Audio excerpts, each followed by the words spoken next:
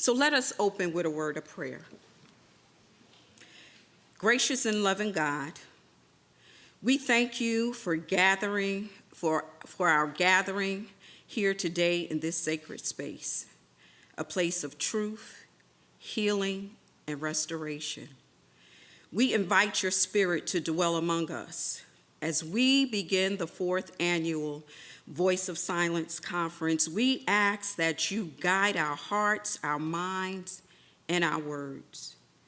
Teach us to see our words to heal, to use our words to heal, to strengthen, and to unite our families and communities. May everything spoken today reflect your love and your wisdom.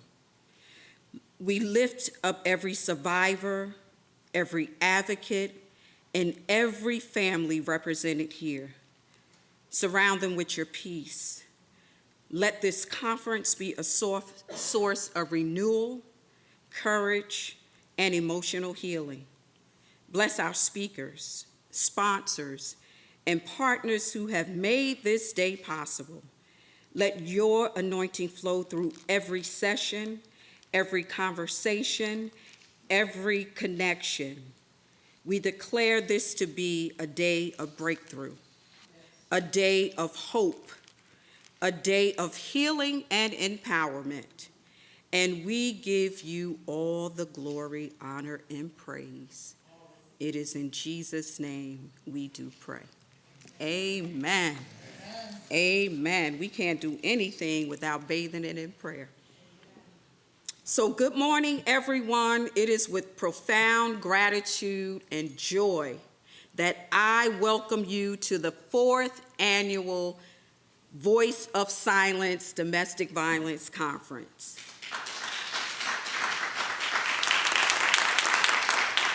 Thank you.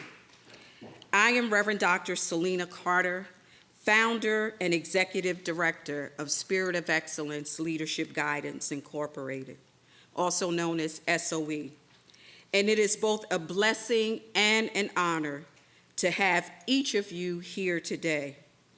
This conference theme, Using Our Words, Creating an Emotionally Strong and Safe Black Family, with a focus on emotional intelligence for the Black family, reminds us of the power that lives within our words. Words can hurt or heal, build or break, silence or strengthen. Today we come together to reclaim the sacred power of our words, to speak life, love, and healing into our families, communities, and into ourselves. The Voice of Silence Conference is a signature initiative of SOE, a nonprofit dedicated to education, empowerment, and emotional wellness. For nearly 2 decades, yes, 2 decades, SOE has equipped individuals, families, and communities with the tools to lead, to heal, and to thrive.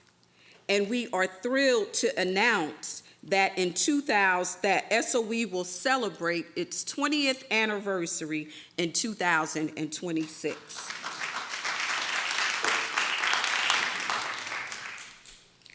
As we approach our 20-year anniversary, to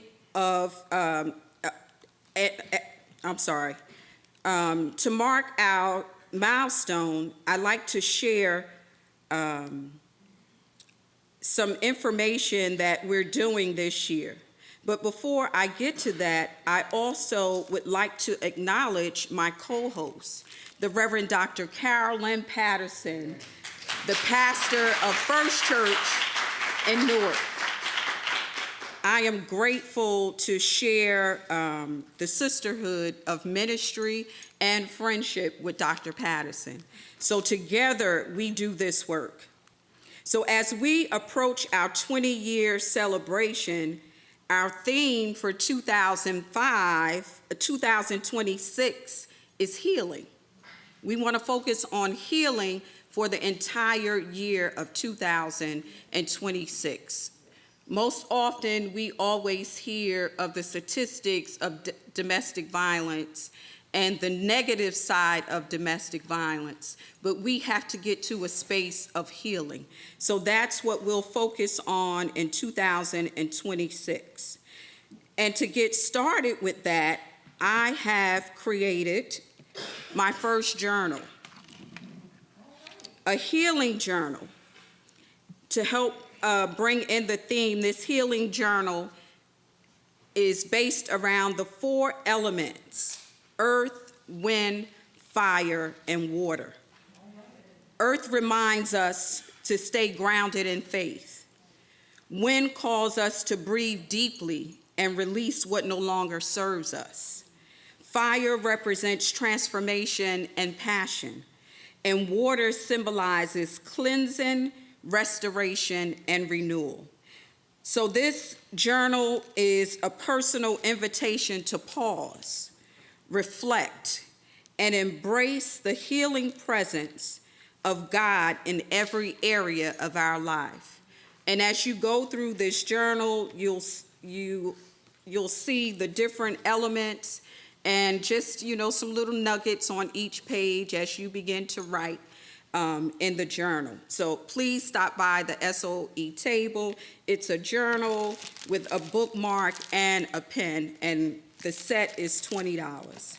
So we ask for your support in that.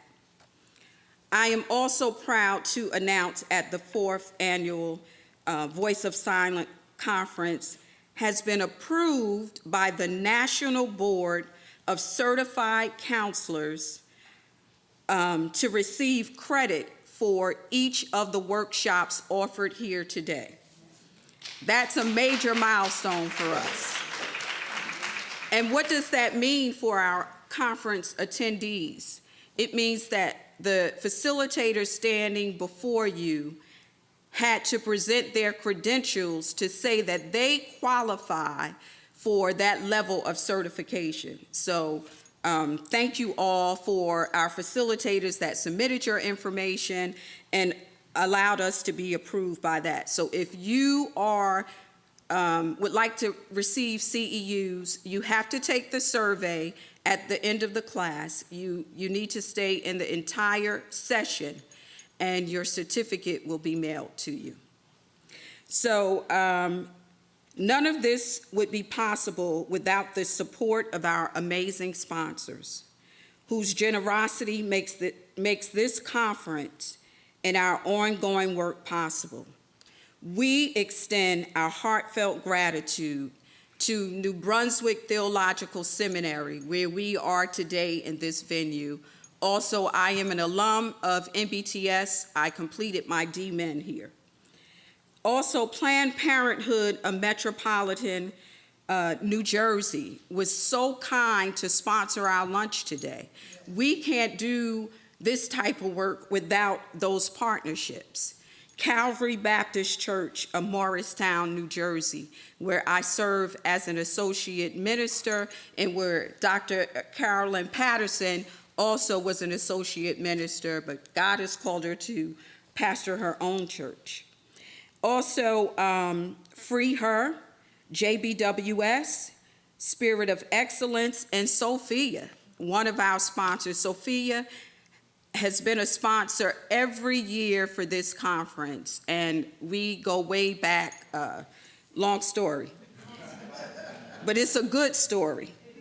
So your partnership enables SOE to continue providing low-cost or no-cost educational programs that promote healing, empowerment, and leadership development for survivors, families, and communities across New Jersey. At this time, I would like to recognize our SOE board members. We have here Salima Staten. Come on, Salima, we can't see you back there just waving. Dr. Angelita Clifton. And Dr. Jeanette Goodson. She came in earlier, but she's in the library and will be back. She was here earlier with Joe. Everybody knows Joe. So they'll be right back. So With your faith, wisdom, and dedication, keep the vision for SOE growing. And to our conference vendors, thank you for joining us today. Your presence adds value to this space. Please take time throughout the day to visit their tables and learn about their work and support in their effort to empower our community. So as we move forward in today's session, may we open our hearts to new understanding, our minds to new knowledge, and our spirits to new possibilities. Let today be a reflection of growth and renewal. So together, we are rewriting the narrative. Together, we are creating emotionally strong and safe Black families. And together, we are the voice of silence, breaking chains, restoring hope, and building a future rooted in healing, faith, and love. So thank you and enjoy the conference.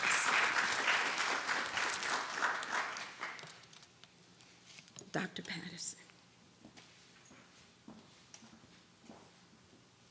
Good morning, everyone. In the chapel and online. This is exciting. It's our first time to have virtual participants, and we welcome each and every one of you, live and online. Let's give God a hand of praise for the visionary of Voice of Silence. It is my honor and my privilege to present to you our keynote speaker, but just before I do, the Reverend Dr. Charles Everett Thomas, the pastor at the New Hope Baptist Church in Newark, New Jersey, when I was coming up in ministry, taught us that it's a poor dog that won't wag its own tail. All right? So I have to tell you just a little bit about Free Her before I present our amazing keynote speaker to you. Free Her is a nonprofit organization founded by me, and I'm the author of a novel, Deceit, and its companion, A Womanist Study Guide of the novel Deceit. The novel is a novel because we consume salacious stuff at quicker paces than we do how-to manuals, right? People say the novel's quite the page turner. They usually read it in one setting, but the novel is ministry, and I didn't want people to miss the ministry because of the salaciousness. So the study guide came out, and they're both available today as a set for $40, $25 by themselves, but if you already have the novel, you can get the study guide for only $20 unless you want to get both and bless somebody's life. Amen? But back to Free Her, because you need to know more about that. Free Her is a nonprofit that was birthed out of the ministry of Deceit. And our mission aligns so much with this conference that I asked Dr. Carter if I could be her co-host, and she gave me a gracious yes. Free Her is designed to break the silence around domestic violence and intimate partner violence. They are not the same, and you will learn that today. But our mission is an acrostic. The B stands for building a community of support. The R is raising awareness of warning signs. The E is engaging audiences through the novel Deceit. The A is advocating for victims and survivors. The K is keeping liberating resources available. The I is inspiring those who may be feeling stuck. We want everybody to know that you never, ever have to stay in a situation that is beneath the standard that God has set for your life. The N is for networking with other agencies, such as all of you in the room today. And the G is for going above and beyond to end the stigma that the silence around this issue causes. We don't talk about it. We keep it as a hush-hush secret, and that only adds shame to the issue. And then when people get the courage up to tell their truth, we say stuff that belittles them. I would never. Why don't you? And all of that kind of stuff. And you never know until you find yourself in the situation. A pastor who read my novel said, "Your main character is intelligent. She's got it going on. Why would she put up with that? I could see if she was some secretary." I couldn't believe those words, but that's why we need this conference and these things, because people have a lot of misconceptions and misperceptions. No one deserves it, and it can happen to anyone. So we are our sisters and our brothers' keepers, and to that end, I have the distinguished honor of presenting to you the very amazing Bianca Mays. Bianca Mays is an expert, y'all. Now, a lot of people say they're not experts, but I'm telling you, she's an expert. So when she comes and tells you she's not, I already told you she is, all right? She is an expert with expertise in activism, community engagement, diversity and inclusion, education, gender, and sexuality. Bianca is a Jersey girl through and through, just like me, just like Dr. Carter, born and raised in New Jersey. She's a health educator, a professor, a disruptor, a healer, and a womanist. Dr. Carter already mentioned that Planned Parenthood of Metropolitan New Jersey is one of our gracious sponsors, and thanks to them, we had the privilege of meeting and getting connected to Bianca Mays. She is the Associate Director of the Health Equity Project at the Planned Parenthood Federation of America. And y'all know Planned Parenthood is going through these days with the orange dude. We think that all they offer is contraception and abortions, and that is not true. Planned Parenthood does screenings that save lives. I'm not going to talk about it long because we're already in her time. She has until 10:30 this morning to be with y'all. Presentation, Q&A. Let's give it up for Bianca Mays.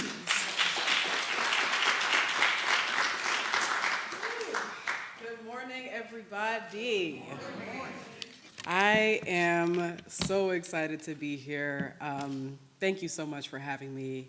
I am going to ensure that we stay on time, but I do want to provide an update to my bio. So I started off in Planned Parenthood as an associate director, but now I am a national director.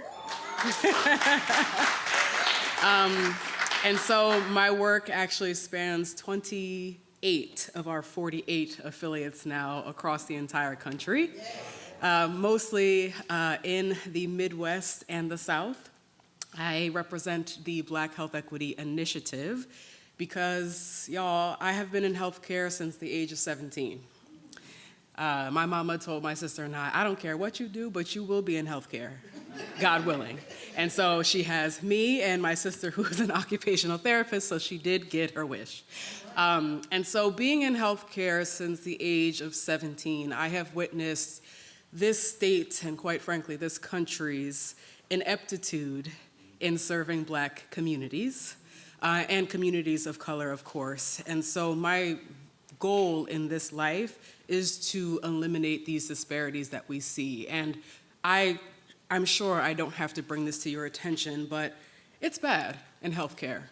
You know, I have been in primary care, I've worked in the emergency department, cardiovascular, gerontology, patient access, corporate health, community health, population health, really trying to understand what the issue actually is. And it's racism. Yes. Surprise, surprise, right? It's racism. Who would have guessed? And it's permeated our system so much so that regardless of the well-doing, the well-intentionality of those of us in healthcare, quite often we perpetuate these cycles of anti-Black racism specifically, so much so that unfortunately these statistics, these rates, these inequities continue to grow. And that's essentially what we've been seeing. It's almost to the point now where you can look at almost any disparity, and when we disaggregate that, so when we look at the data and we're able to pull it apart by age, by ethnicity, by gender, we can see that Black folks are having a significantly different experience in almost any area of healthcare, whether it be cancer, hypertension, diabetes, you name it, we are having a very different experience, and domestic violence is unfortunately also one of those things that are impacting us in a really unique and a nuanced way. Stephen, you can go to the next slide, please. This is Domestic Violence Awareness Month. I think it's incredibly important that we continue to honor significant months. I know this administration is doing everything in its power to erase historical months, to erase awareness months, but we cannot let that happen. There is a reason why we have Black History Month this month. We have to be able to represent what's happening in our communities regardless of what this administration is doing, because quite frankly, when we don't have a voice to it, we don't give power to it, and it disappears. And we can't afford that right now, especially with everything going on right now. You can go to the next slide. So I am going to go a little bit over who I am, why I'm here, talk a little bit more about domestic violence. And what is on your seats is a beautiful purple index card. Given the nature of today's topic, I understand that sometimes when I ask for questions, folks are not clamoring to raise their hand. So if you would like to write down a question on the card, and then we can have someone collect the card throughout today's session, I am happy to answer questions. It will be anonymous because I will not be focused on you writing. Or if you want to take fabulous notes on these beautiful index cards, you are also welcome to do that as well. You can go to the next slide, please. So yes, I am excited to be here, Jersey girl born and raised. I am incredibly bold in this work because people are bold in their racism. And so I need to be able to push forward and make folks uncomfortable to inspire and instill sustainable change. I am also an eldest daughter, so that pretty much solidifies why I do what I do. And I am a PK. I am a pastor's child, y'all. Please say an additional prayer for me because, as you know, there is added pressure to ensure that I am doing this work and serving my people. I'm mostly in New Jersey, all over the place. I do like to, ensure that I get as close to home. And I do want to note this because although I am a Jersey girl, I am not from the New Jersey Planned Parenthood affiliate. I'm actually from the national office, and I'll get into that a little bit more. I do like to party here with where I'm from, but you can catch me nowadays in Brooklyn, but I will always come back home to Jersey because that is where my parents are, and they will not leave me alone. All right, so the next slide, I'm going to talk to you a little bit more about the Black Health Equity Initiative. Just raise of hands, how many of y'all are familiar with Planned Parenthood in general? Oh, perfect. All right, how many of you know about the Black Health Equity Initiative? All right, we are going to fix that, friends, because you need to know all about my initiative. It is absolutely fabulous, but I want to start from the beginning of Planned Parenthood's journey. So next slide, you can see here, our first president was Faye Waddleson. She was president and CEO from 78 to 1992. So she was basically over PPFA, which is the national office where I came from. We are independent, and we basically provide affiliation to Planned Parenthood affiliates across the U.S. So we have 48 Planned Parenthood affiliates across the board. We have 2 specifically in New Jersey. So Planned Parenthood Metro New Jersey is the sponsor for today's lunch, and that is ran by Rosalind, who is a fantastic CEO. Yes, she is. If you have not met Rosalind, please do. She is a phenomenal Black CEO that has been leading that affiliate for quite some time now. And then we also have Planned Parenthood New Jersey, North, Central, and Southern, which is co-ran by Caitlin and Corey. So they do a CEO-ship together. Now, the difference between the national office and the affiliates is at the national office, we don't provide direct services and care. So if you have a question about Planned Parenthood, about a service that we provide, I will have to refer you to the affiliates because they are the ones that actually serve patients. My work is mainly keeping essentially the 48 affiliates in line for the vision towards health equity. Next slide, please. Now, we are having our second president and CEO. This is Alexis McGill Johnson, and this is really where the beginning of the Black Health Equity Initiative began.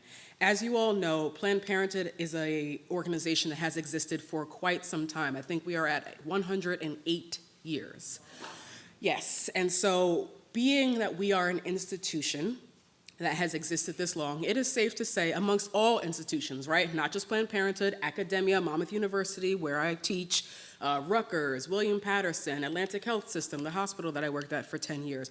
All institutions that have existed as long as we have, unfortunately, have contributed to racism, sexism, has contributed to our communities experiencing inequitable health care. And so not only when we come here to work at Planned Parenthood do we have to grapple with just being Black and working at Planned Parenthood, but we have to grapple with the legacy of racism that our company has unfortunately contributed to.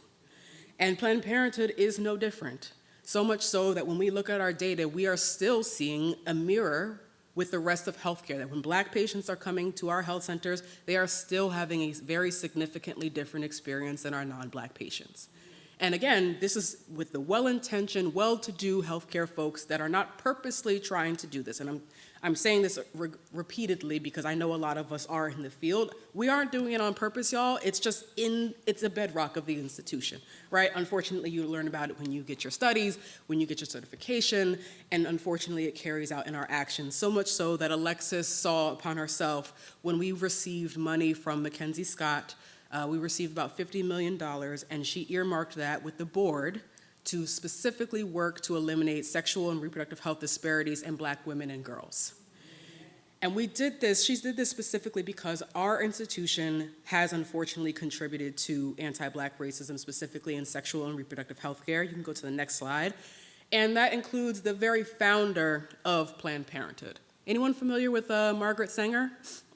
A few people, right? So Margaret Sanger was the creator of Planned Parenthood, was the creator of birth control, and she was a eugenicist.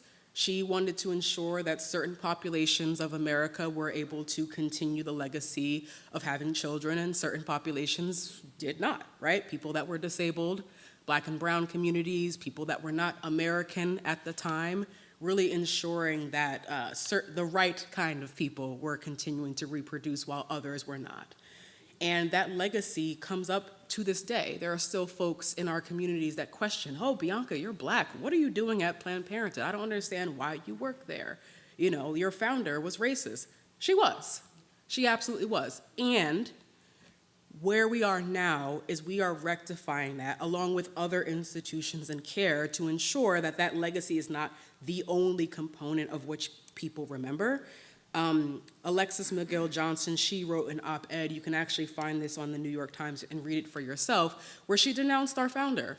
And it was necessary. It was something that upset a lot of folks that remember Planned Parenthood for how we started. It upset donors and volunteers and board members, but it was something that needed to be done because we cannot be silent when the legacy of our founder and, quite frankly, the legacy of sexual and reproductive health care is racist. I mean, are folks familiar with Dr. Marion Sims? He is the father, the so-called father of gynecology. So actually, how many of you in the room have ever had a pap smear, you went to the doctor, the OBGYN, you've given birth to somebody, right? You raising your hand? You remember the instruments that they used on you, the procedures that they used on you? They were perfected on enslaved Black women. Yes. Dr. Marion Sims purchased enslaved Black women that were no longer allowed physically to give birth anymore and used them as experiments for every gynecological procedure we have right now and tools that we use to this day. And at that time, anesthesia was available, and he purposely withheld them from these women. So he was fixing vaginal fistulas complicated by multiple traumatic births, unmedicated on these women. Mutilation, exactly. Actual mutilation. So not only do we have to grapple with this as an organization, everyone in the field of sexual and reproductive health care has to grapple with this because the very nature of the entire field comes from Black women's pain. And we have to be able to talk about that pain and be able to educate ourselves as to why we are seeing a replication of pain throughout our communities in various ways. And that leads us to this initiative. You can go to the next slide. We are the Bay Department Black Health Equity Initiative. We lovingly call ourselves Bay after Queen Beyonce here, which is a big fan of several of my teammates. And we specifically are focused to be able to help Black women and girls and gender folks really get the care that they need because, quite frankly, they aren't getting the care that they need. I am blessed, next slide please, to be able to work alongside Black women. I am so happy that my entire team, y'all, is Black. We think very critically about this. Yes, it's a miracle. I've been in healthcare for so long, and I have never had a full Black team, and it makes me incredibly proud. We have Black researchers working with us, Black clinicians, nurse practitioners, behavioralists, really trying to understand why this is happening to us on every level that we possibly can, because quite frankly, we are owed this in general, but specifically owed this in sexual and reproductive health care.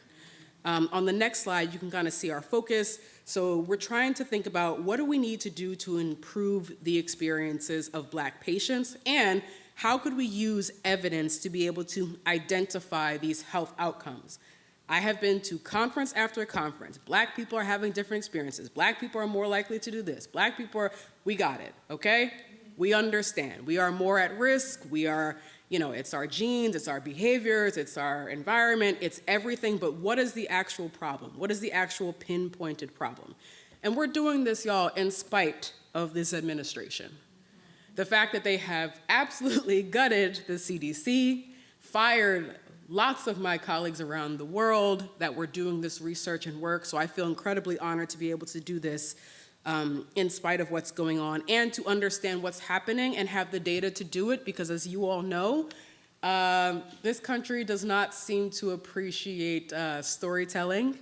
It does not seem to appreciate anything other than the written word, and so those of us within this system need to be able to have that data to come back and say what we knew was true, water is wet.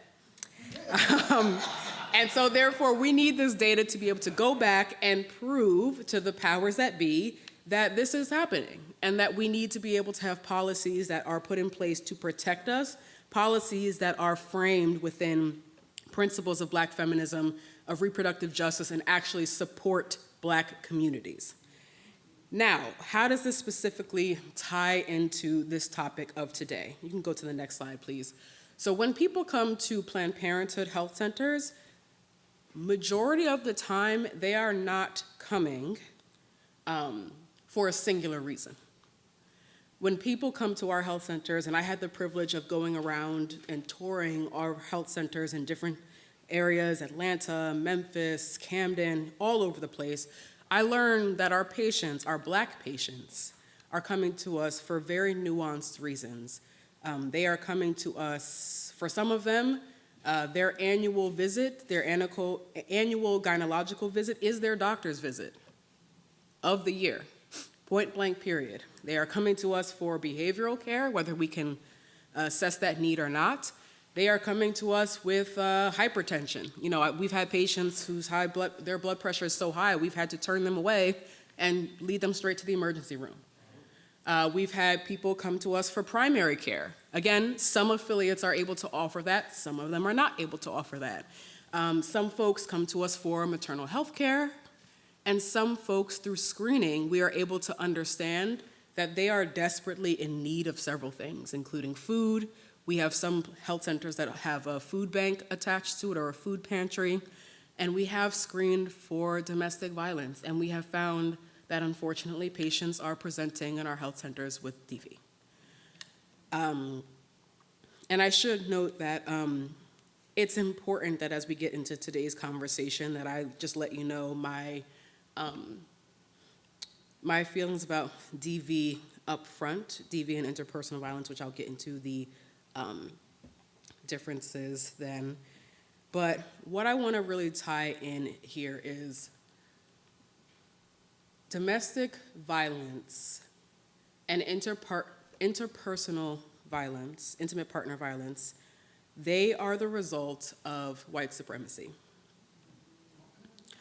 And I say this because when we think about our ancestral homes, and we think about the amount of community that we had, the reliance on each other, domestic violence was significantly harder for folks to perpetuate, right? If you have a community around you, odds are majority of folks knew about your circumstance and were actually ready to come in and do something about it. We live in a country that prioritizes and celebrates individualism pulling yourself up by your bootstraps, going through everything that you have to go through alone and by yourself. We have learned to take things in stride and silence. And I like to say that those are the results of slavery, right? Being inflicted with violence and having to continue to pick cotton, crops, et cetera, as if you were not harmed yourself. And so I say very often, this is actually absolutely tied to white supremacy and to violence. And on top of that, because I know where we are today, and I know many of you have grown up in the church such as I, it also is very much tied to religion. It is justified by religion. And I knew growing up with my father, who would absolutely never let anyone touch my sister and I in any way, shape, or form, he would instill that upon us today. And I'm going to read this here, which I like to be able to debunk scriptures all day. That is my absolute passion. Where it says, this is coming from Ephesians 5:25, and it says, "Husbands, love your wives just as Christ loved the church and gave himself up for her." We are in this beautiful chapel. Beautiful chapel. And I think about the allegory between husband and wife, or partner and partner, girlfriend, boyfriend, because I know, the decline of marriage, and we're talking about different kinds of relationships. You don't need to be married to experience this.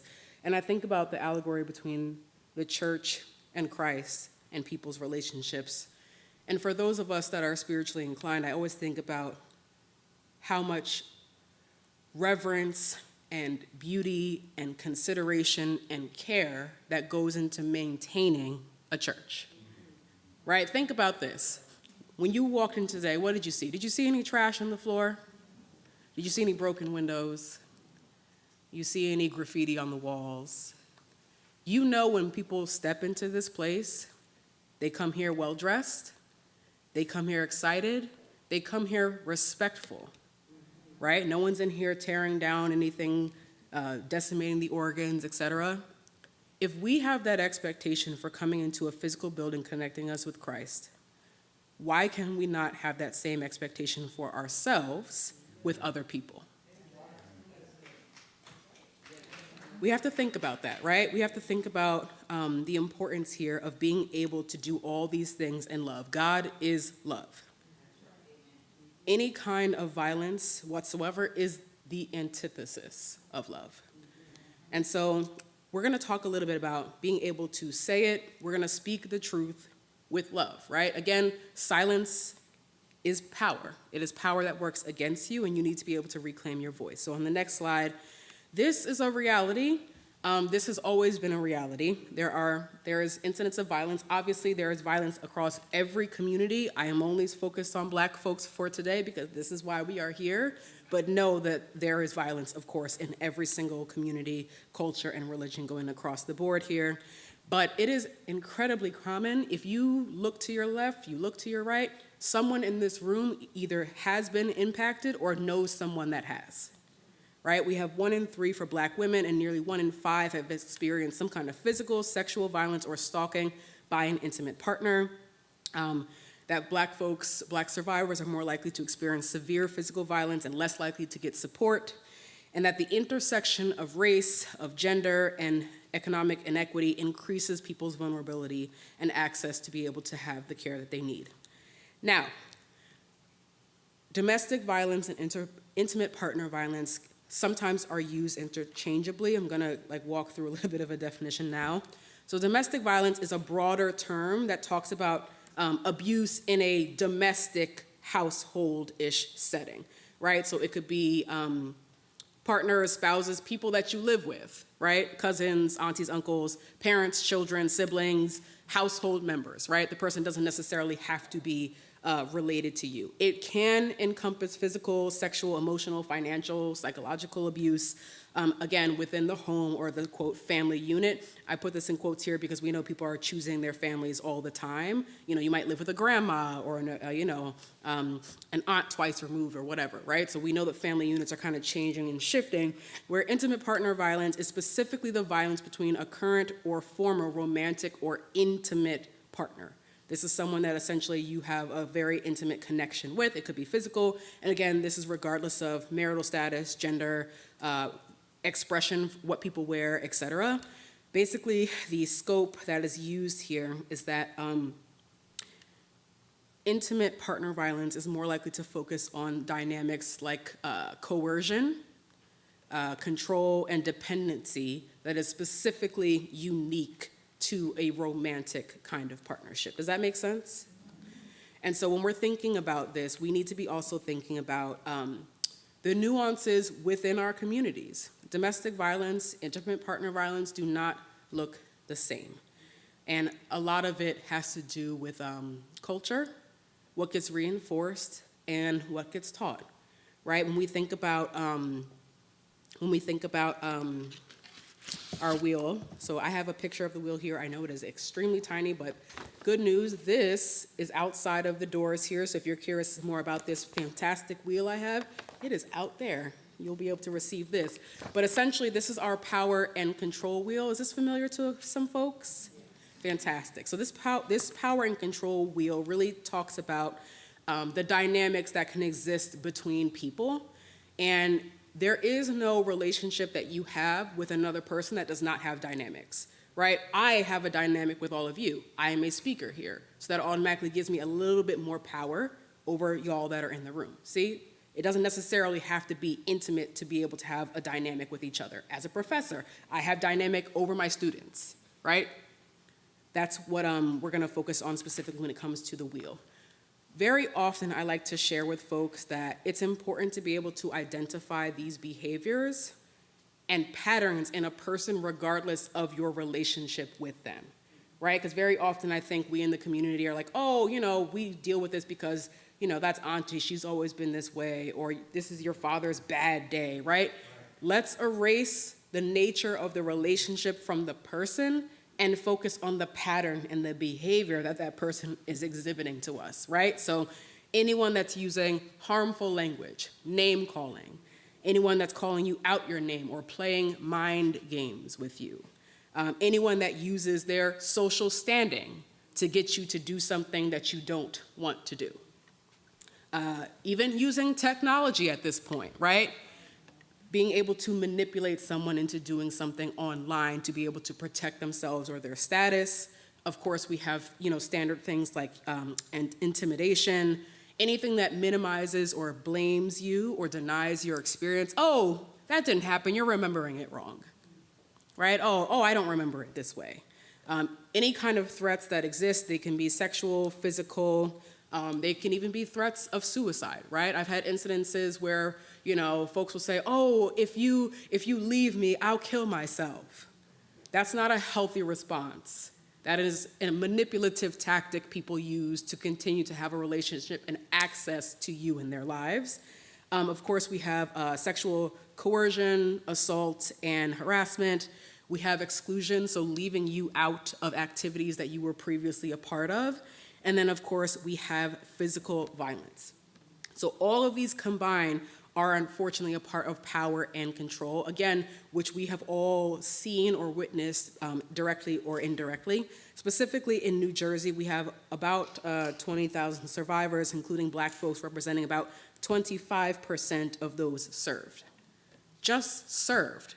So that means that there is domestic violence happening here, but folks are not going to receive services because it is so normalized.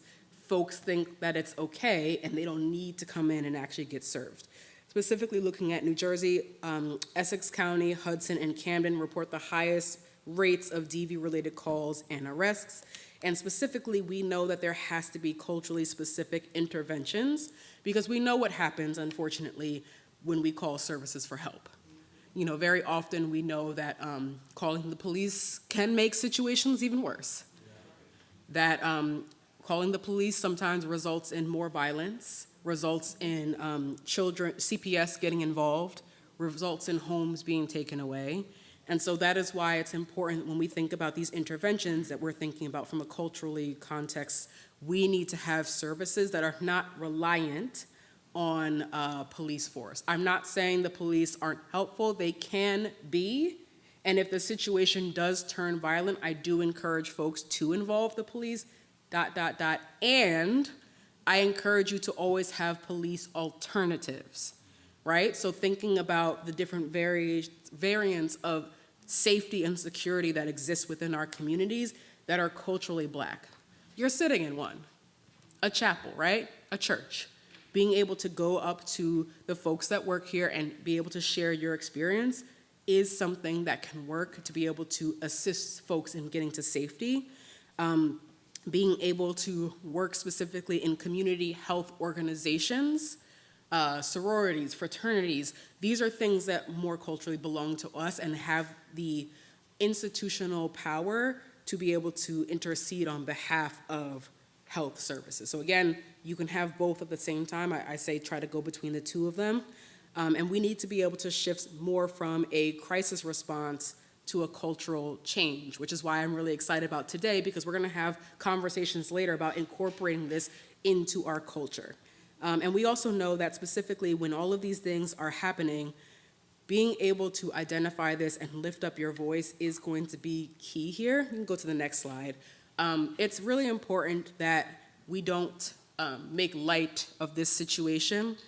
And I say this very lovingly, we have made light of this situation. I know y'all are familiar with Tyler Perry. I know you are. I have my own feelings about that man. But majority of his plays and movies and scripts are at the detriment of Black women. We are the ones experiencing violence. And as comical as it is to see Medea beat someone with a frying pan or a skillet, a hot skillet, that is not provoking healthy conversations around domestic and intimate partner violence, right? Very often we are able to see depictions in movies where the main plot is violence against Black women. In these movies, we are assaulted. In these movies, we are left out to dry. We are coerced into behaviors. This is how these behaviors become the norm. And for Black men, they are seeing some of these be reinforced in ways that are unhealthy. They are seeing themselves either be active participants in perpetuating this cycle, so thinking that's normal, and or they're also being attacked in very ill-perceived ways where they are sexualized as children, right? I was working with a high school and, talking with some of the young boys, and they were talking about their own sexual experiences being with older women and how exciting that was. And mind you, this older woman was 21, 25, 27, something that's branded as an accomplishment for our Black men, for our Black boys, being able to engage in sexuality that young with someone that old, right? That is an example of another form of violence that is specifically happening within our community. We need to be having these conversations with them. And so specifically at Planned Parenthood, we have a program called Shop Chat, where we actually teach beauticians and folks that work in barbershops how to have these healthy conversations because they come up in these spaces. How often have you heard a joke, an inappropriate joke, or an inappropriate comment while getting your hair done? Those are the moments in which we can have those conversations and be able to interrupt that cycle itself. So we're thinking about, again, more community spaces and places to have these conversations because people are not running to have conversations about violence, right? They're not banging down my doors and say, I want to talk about IPV. So we have to find creative ways to have these conversations in settings that make people feel a little less threatened and less under a spotlight. And that also means encouraging folks to share their story, to talk about their belief, to talk about their safety, and know that they have to keep doing this until they find what they need. You can go to the next slide, please. I always share with folks, if you think you are in a domestic violence or an intimate partner violence setting, you probably are. Right, if you're able to identify this kind of terminology and this kind of behavior and you start to have the ideation that this is a potential thing that's happening to you, it might be. And I encourage you to speak your truth in a safe way, right? What do I mean by safety? I'd love to think that you can just tell anybody and everybody, especially in this day and age, you cannot. The internet is not your friend, as I tell my college students all the time. You need to think very critically about what is a safe space for you. It might not be your church. It could be you going to visiting another church. It could be you disclosing to someone in healthcare. It could be you disclosing to HR at your job, right? You need to think about the kind of trusted spaces, ideally spaces that exist outside of that person, meaning a person that your partner, auntie, whoever doesn't know about, right? Also thinking about being able to feel it, so you can go to the next slide. Often I find folks are not able to, one, identify that they are in this situation, and then two, be able to feel it. You know, as Black women especially, we have that Black woman superhero strong identifier, right? We have our Olivia Popes, and we have all these characters where we're just strong and constantly putting through. We actually have this syndrome called the Superwoman syndrome, where we downplay our symptoms because we think that we can just get through it, right? Think about an ailment that you've had. How long did it take you to realize from actually feeling the symptoms to getting help? Think about, I'm starting to do the amazing thing of caregiving for my parents. And like, oh, I've always had back pain. Oh, today's a 3. Tomorrow will be a 4. We are skilled at downplaying our feelings. And again, this is the result of being enslaved.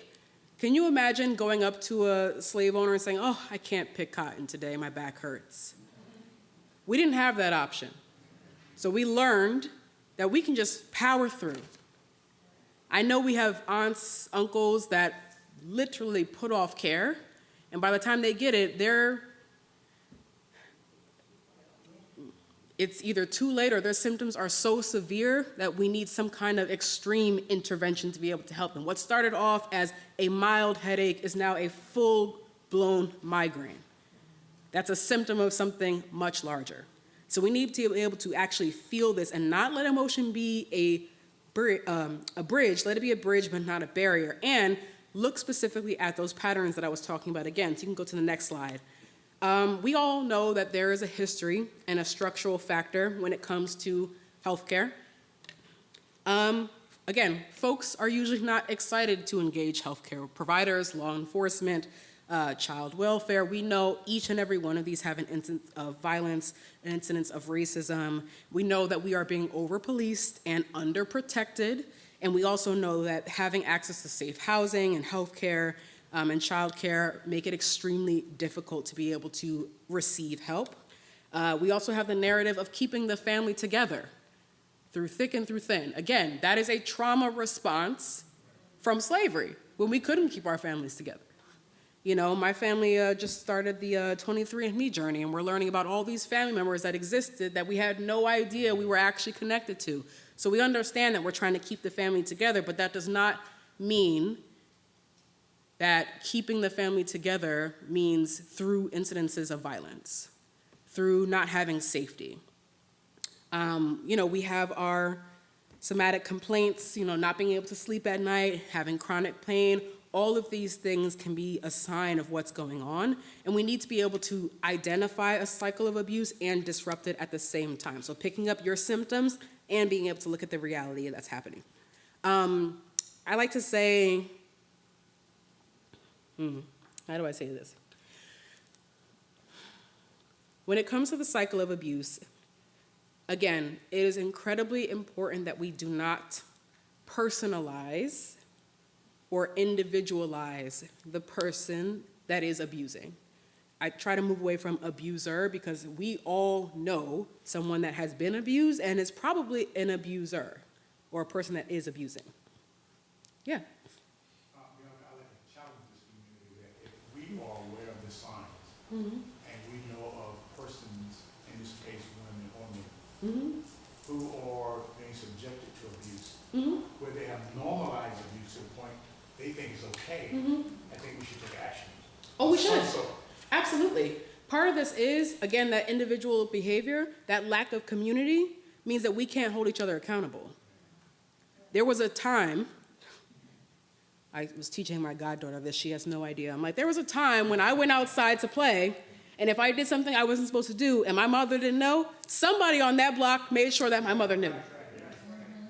That was because we had community. That means if you were doing something that you shouldn't, if you were an abuser, you had people in line that said, I saw the way you talked to your girlfriend the other day. Why are you talking to her like that? We don't really have that anymore. You know, people live behind personas online. People lack interpersonal skills. My students lack interpersonal skills. And they're not able to be okay with being confronted, and they're not okay with conflict. Conflict is not bad. Conflict is an everyday part of life. We need it to be able to survive, thrive. Do you think Dr. Martin Luther King and Malcolm X were getting on all the time? Absolutely not. We had conflict as a part of our political movements, and we've kind of moved away from that because it makes people uncomfortable. But that's what life is, being uncomfortable. We have to disrupt that. And part of that means we have to put ourselves inside of this cycle. So when you see those tensions build, especially in public, you need to intervene. Being a witness and holding up your phone, that's not intervening. You need to be able to put yourself in that space because the person is less likely to move on to step 2, which is an incident, if you are there. Yep. Briefly, I just wanted to speak on the building tensions, especially in public. What happens is, if you see a group of, I'm just going to be very specific, black men, they can be hanging out together and stuff like that, or whatever, you know, and then you have that one that's trying to talk to female, wherever she may be minding her own business, coming out of the club or wherever she's coming from. Doesn't matter what she's wearing or anything like that. What happens is, when that particular person gets rejected in front of others, it's a personal affront. Yes. And then if they are not in tune with how to handle the rejection and just kind of keep it moving, and also how to handle the embarrassment Yes. of the rejection in front of others, Right. that becomes a problem. Yeah. And it's usually because if they have very bad tempers, which starts very little, and if the tempers are not controlled from that little to adulthood, Yes. doesn't matter if it's a 1 or 2 parent household, Yes. the parent is supposed to be the one in control of the minor individual. The minor individual is not supposed to be the one in control of, you know, unleashing their tempers and then having everyone bow down and kowtow to them. And what happens is these children grow up, they don't necessarily escape that childhood ability to monitor or control their tempers. And then once they get embarrassed in public and stuff like that, then they feel like they have to do something about it. Absolutely. The problem then becomes, if you're in a group of people, you see this going on, the group is like, okay, if they know that that person that just got rejected is someone who carries weapons, that becomes another problem. So it's like, in addition to trying to address one, you have to think about multiple scenarios, instances, problems, things like that. And what happens is, that group, they're like, well, we know he's carrying, we're not. It's not going to be us.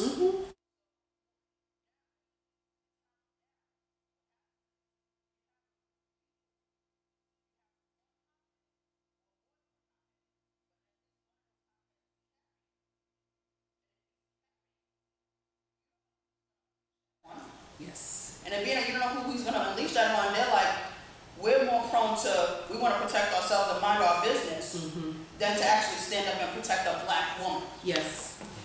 And we're going to get into that because part of this is And I actually pulled up this article here to remind myself, because I usually talk about this with my students, but I will bring this into this conversation today. Part of that is specifically, we have misogynoir. Everyone familiar with that term? So that term is the hatred, contempt, and prejudice directed specifically at Black women where both their race and their gender are at play. So when we see these giant masses of Black men catcall women and respond violently to being rejected, that is something that is uniquely ours, unfortunately. So we're going to talk a little bit about menage a noir later, and we also have a rise of what we know as the manosphere/red pill, which is basically an online space where Black men, when we think about, yes, Black men, so when we think about that 92% that voted for Harris, and we think about Black men and their vote and how there was not necessarily as many of them supporting her, we have Black men that are committed in these online spaces in which there are no women present, where they talk about women in a way that is absolutely dehumanizing, that sees us only as vehicles for continuing the legacy biologically, and quite frankly is a way for them to fetishize harm against Black women. But again, when we have the panel later, I am happy to talk about that all day long, and I know I only have a little bit of time left, so let me go a little bit faster. You can go to the next slide, please. We know that part of this is you need to be emotionally intelligent. There are people, that is not a skill. How many of you went to school and learned about emotional intelligence? Raise your hand. Now, how many of you learned about that in middle school or high school when you actually needed it? Right, right? By the time they teach you how to emotionally regulate yourself, you are grown, right? Those moments of trying to calm yourself down from making irresponsible decisions in your youth, that's over. But that's not a skill that we teach in schools. And quite frankly, by the time my students make it to undergrad, they also don't have that skill either, right? That is something that we have to be able to teach together. And we'll talk a little bit about that more. You can go to the next slide, Stephen. Again, we have to honor our bodies, our emotions. I know, folks, we're getting to it. I just want to make sure I get to the end of the presentation. And you can go to the next slide. Actually, go 2 slides forward. Perfect, thank you. And I will end on this note just to make sure we have time. Part of this is we need to be able to heal together.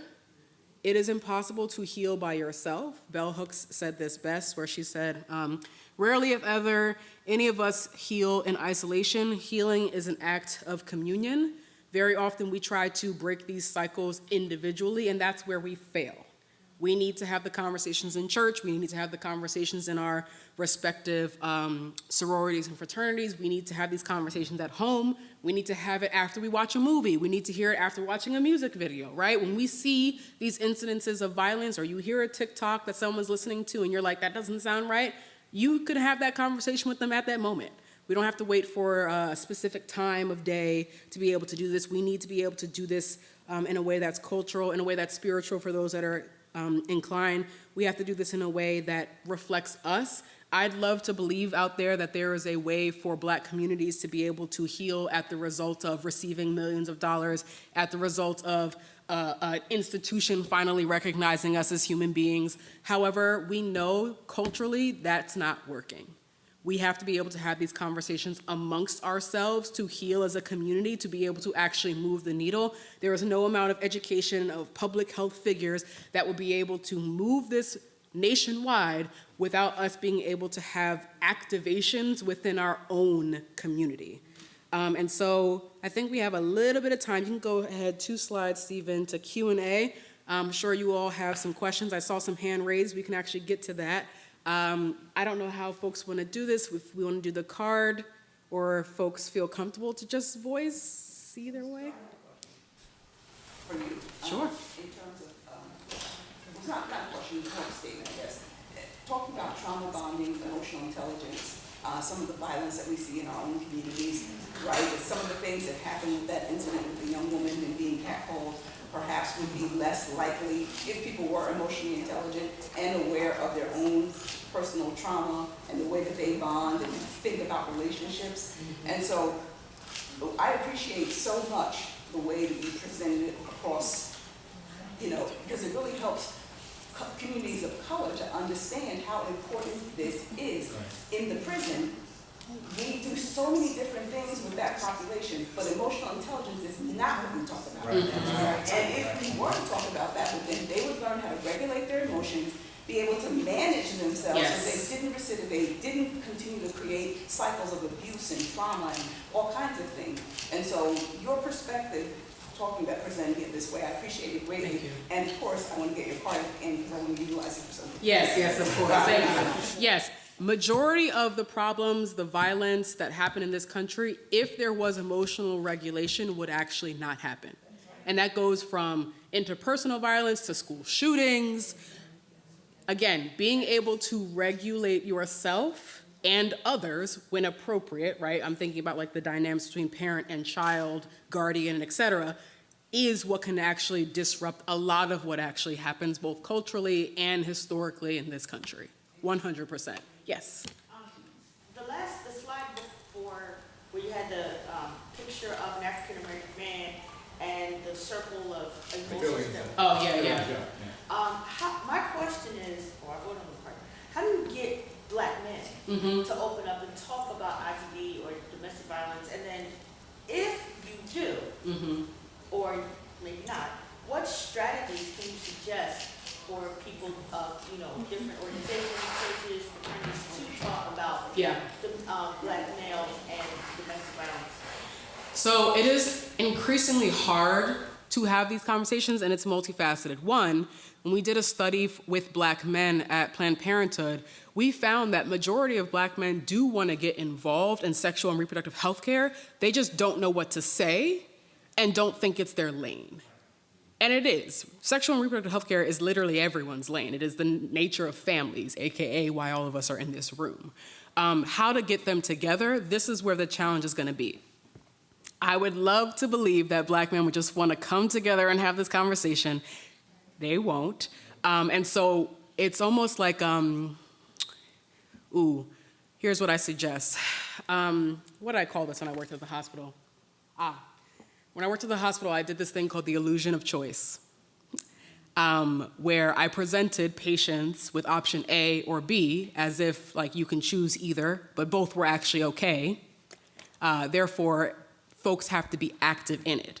What I've found is that with Black men specifically, and when we're thinking about Black men, I'm also talking about youth too, so Black boyhood, you have to present it in a way that gives them a choice to actively participate. They don't like being surprised. They don't like being told that they're going to do this. And so very often when I had these conversations on campuses, I would be a little bit more explicit and say, hey, we're going to have a conversation amongst us. I've found that they're a lot more likely to be honest when women are not in the room, not at the event at all. It has to be in spaces where they're safe, so it has to be the barbershop. It has to be at these video game streaming things that they do. It has to be in the basketball court. It cannot be here. It cannot be in spaces that are communal for women. It has to be in their own environment. It has to be incentivized. I know folks don't like incentives, but you have to incentivize them to come. And you have to ensure that when you have these conversations, that you do not, and I say this lovingly as an academic, you do not approach them in the form of academia. Academia works well with Black women. Right? I can talk to us about the stats, I can show you my pretty graphs, I can go all through that. You cannot do that with Black men. Culturally, it's just not, it's not well received. You have to have a real talk with them. And if that means you gotta, if you train the trainer with some folks around the neighborhood that know how to talk to them, they might not use the politically correct, academically inclined wording that I give them, but if they can have the talk and it be productive, and maybe like they say half of what I say back, that's a great conversation. That's how it has to be completely different with Black men and boys. I forgot the order. Oh, yeah, go ahead. But I want to offer some resources. Oh, yes, we love resources. Your hand been up for a while. Yeah. Sure, no problem. First off, thank you so much for everything that you've shared. I believe all of the stuff that you shared this morning has been extremely poignant. I want to double back to the sister in the back. With one of the things that she was saying that I stand with and I agree with completely. Although I am both an academic, although I am a congregational leader, a lot of my male friends don't go to church. So I have a firsthand interpretation of how to bridge those gaps. Now, as an academic, there's a term that we learn called social theory, primarily under the auspices of identity formation, that has been a major challenge within the Black community. And typically when we have young African American men connecting to gangs, predominantly, they're not connecting to gangs because their initial social compass is to do negative behavior. They're looking for acceptance and affirmation. So ultimately, by the time we get to a freshman in your class, and instead of me having a grounded sense of how I need to interact where I'm not sexualizing, I have grown to a space respectfully with no father in the house. So I don't necessarily know how a male is supposed to interact with the opposite sex. And if my mother, respectfully, because I was born and raised by a single mother, and even though my grandfather was, present, my uncles and things of that nature, growing up where there is a transient sense of men who's coming in and out of the house, then you are naturally programmed, you know what I'm saying, into a very falsified interpretation of how the social context between Black men and Black women need to be. So, and I don't blame my mom, God rest her dead. Of course. But everything that we experience as African American men growing up is learned behavior. You know what I'm saying? So again, from my working perspective, again as an academic, I believe that what we have to learn how to do for not only the men who are, present in our social context, but even for the young men, we need to start young by affirming who they are. You know what I'm saying? So that they don't have to seek identity outside of the Black structure. Some of the things that you were saying earlier, which is very, very clear. I was bad growing up. I make no qualms, you know what I'm saying, to suggest that I was not a bad, kid growing up. So I was the kid that when I was acting up, Sister Mary across the street popped my hand. And then when Grandma got home and Sister Mary told Grandma what happened, I got another spanking, you know what I'm saying? But ultimately, to your point, because the social context of the world in which we live in and the way the community is seemingly structured, we don't have the village no more. Now we live inside of a time to where if Reverend Scott's child is doing something and I try to correct him, even if his child did something wrong, Scott got an issue with me. You know what I'm saying? So I guess my broader question, and again, I don't justify, I try to do a lot of bridge building with some of my more urban brothers and sisters who still know that I'm a Rev. But how do we, in the context of our Black homes, you know what I'm saying, how do we seek to develop strategies? Because again, it's not just a strategy for the man to learn, and men do need to grow up for the sake of the head, and men do need to grow up. But as we have our young men, and if there are homes where there are predominantly single African American women who are raising these Black men, not what are just the strategies that we can adopt to kind of deconstruct what we've already adopted, but what strategies can our Black sisters begin to formulate inside of the house, especially if there's no man to be able to affirm his identity. Like what strategies can we institute inside of the house that can contribute to the shaping until mommy brings me to Uncle Herm's house, and then now I have other men inside of my social space that can help contribute to that. So I'll answer this with 3 parts, and then I'm getting the look to make sure that we move on. So the good news is I'm staying the whole day, so we can keep having these conversations the whole day. But I am going to answer your question. It's threefold. Number 1, something that I admire about Black girlhood that does not exist in Black boyhood is that we get validated very often. You know, when it comes to Black boys, it's sports and what, right? They don't have dance classes, they don't have Rotary clubs, they don't have, exactly. And so when you think about the gang-related, of course they're not joining to like, I want to commit a felony. No, they're not doing that, right? But they're looking for spaces to be validated. And so I encourage Black mothers, if you have a Black son, create a space where Black boyhood could be validated and affirmed, or find a Black space where your Black boy can be validated and confirmed, because Black girls are getting that. Black boys are not getting that. 2, you need to have a conversation with your son specifically about masculinity and femininity. Everyone has both of these things inside of them. It is not a bad thing. They need to understand what is healthy and unhealthy for both, right? And so it's not, I always share with folks like, oh, they'll learn that in school. No, they will not. I can guarantee you, as someone that taught sex ed in high school, your students, your children do not know these things by the time they come in here. You have to have that conversation with them. And then 2 or 3, and this is where I'll end, you have to teach your child how to be rejected.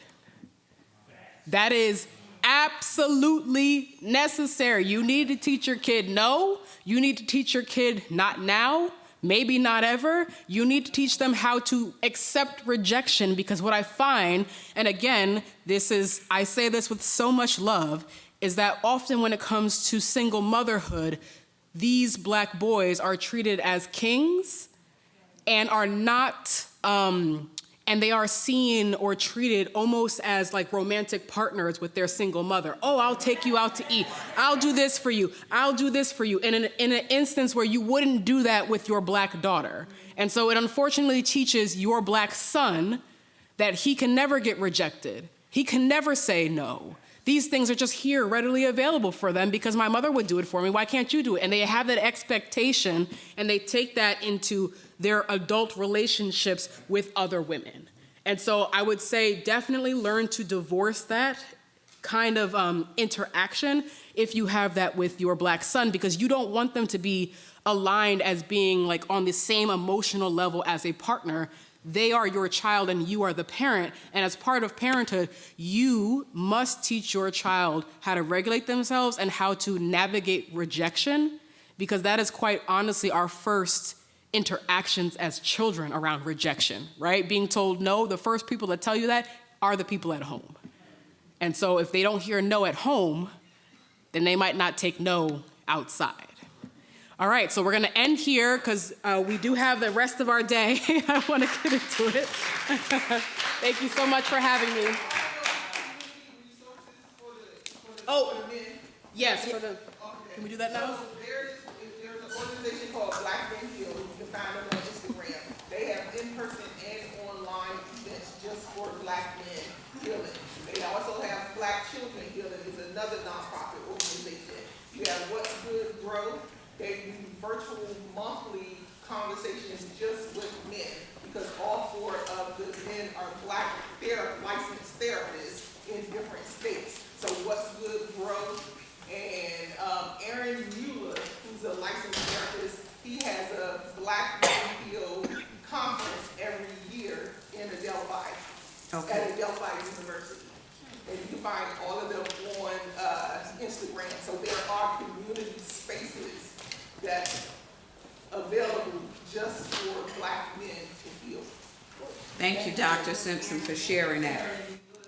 We are already off to an amazing start this morning. Want to give Bianca another hand. She will be back on our panel discussion, so any questions that you may have had, we could address them at the panel discussion. But before we break out, just want to let everyone know we will be starting at 10:50 into our next session, our classroom session. So, take this time to grab something. The next our morning sessions are teaching kids it's okay to feel, building emotional intelligence in our children, and that was Dr. Simpson that was just gave us those resources. And the second class is The Whole Family Feels, Creating Space for Everyone's Emotions, and that is Tabitha Azar. So the children are in 112. I think I don't have my agenda with me in front of me. And then the second class is 108. So I know Dr. Simpson is here, the children, that's correct. And the 115 is here. And 108 is behind the steps over here. So thank you all for go grab something and then go to your classes.